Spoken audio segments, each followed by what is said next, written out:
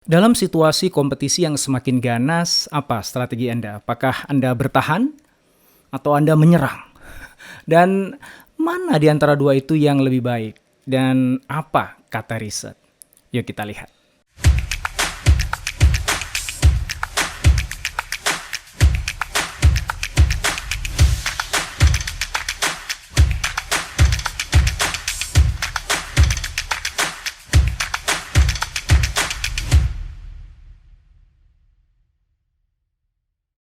Di tahun 2019, Deloitte melakukan kajian terhadap para C-level eksekutif dan mereka ditanya apa yang menjadi more critical immediate priority mereka terkait investasi di industri 4.0. Apakah untuk memprotek bisnis yang sekarang mereka miliki dari gempuran disrupsi atau justru mereka berpikir untuk mendisrupt kompetisi atau industri.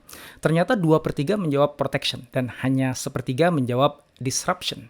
Kemudian kajian yang kurang lebih sama dilakukan di tahun berikutnya 2020 dan bedanya adalah yang sebelumnya itu binary ya, hanya protecting atau disrupting gitu. Sekarang dijadikan ada 4 yang harus mereka pilih gitu. Tujuannya adalah supaya lebih fair lah memotret strategi mereka. Namun ternyata kalau kita lihat hasilnya di situ Anda bisa lihat di gambar ini yang sisi paling atas dan paling bawah aja ya. 56% perusahaan itu protecting dari disruption dan 26% mendisrupt kompetisi. Dan kalau Anda perhatikan lagi, itu ternyata rasionya nggak berubah. Sama seperti sebelumnya, 2/3 protecting, 1/3 disrupting. Ya, pola ini bisa jadi menunjukkan memang bagaimana perusahaan itu punya dorongan lebih untuk menjaga supaya apa yang mereka miliki itu nggak keganggu dibandingkan sibuk cari opportunity baru. Wajar sih, karena memang by nature namanya manusia itu kecenderungannya begitu. Ya, dia lebih memilih terdorong untuk mempertahankan apa yang sudah dimiliki dibandingkan mencoba sesuatu yang baru yang bisa berisiko membuat apa yang sudah kadung dimiliki malah jadi hilang. Nah, padahal riset juga menunjukkan bahwa perusahaan yang jadi market leader, mereka tuh fokus pada inovasi dan sebagiannya adalah disruptive innovation. Dan mereka menikmati revenue yang lebih tinggi dibandingkan peers-nya, 22%. Bahkan EBIT-nya juga 19% lebih tinggi. Jadi ada financial incentive sebenarnya untuk melakukan inovasi, khususnya disruption tadi. Gitu. Lalu, mana dong yang lebih pas? Apakah kita harus ambil strategi protecting atau disrupting di masa kompetisi yang semakin ganas ini? Defend atau offend? Tentu saja saya nggak bisa menjawab untuk Anda, karena setiap perusahaan situasinya beda-beda dan pasti punya pertimbangan sendiri. Tapi kalau secara generik boleh saya sarankan, kita mulai dengan lihat situasi di mana bisnis kita ada. Industri, market, kompetitor kita.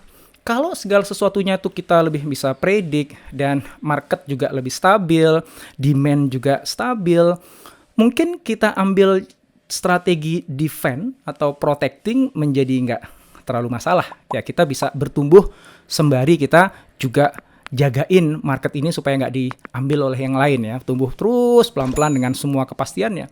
Tapi kalau kita ada dalam sebuah situasi di mana market lagi bergeser, preferensi customer juga berubah entah seperti apa, teknologi ada lompatan sehingga pemain-pemain kecil tuh mulai gerogotin bisnisnya kita. Intinya adalah kita ada dalam situasi di mana kita nggak tahu apakah cara yang kita lakukan saat ini bisa terus sustainable ke depan.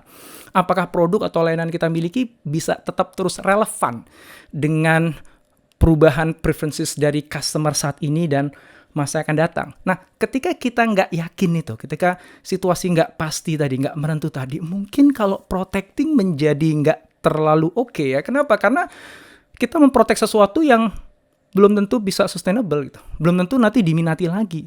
Nah, kalau situasinya kayak gitu, kenapa nggak sekalian kita disrupt aja? Kita cari opportunity baru aja, manfaatkan teknologi industri 4.0, bukan cuma sekedar jagain supaya layanan produk kita saat ini itu tetap bisa dibeli oleh orang dan tidak digangguin oleh kompetitor, tapi gunakan semua itu untuk menciptakan produk baru, layanan baru, bisnis proses baru yang itu lebih relevan, lebih bisa memberikan ruang pertumbuhan di masa depan yang kita sendiri masih meraba-raba bentuknya.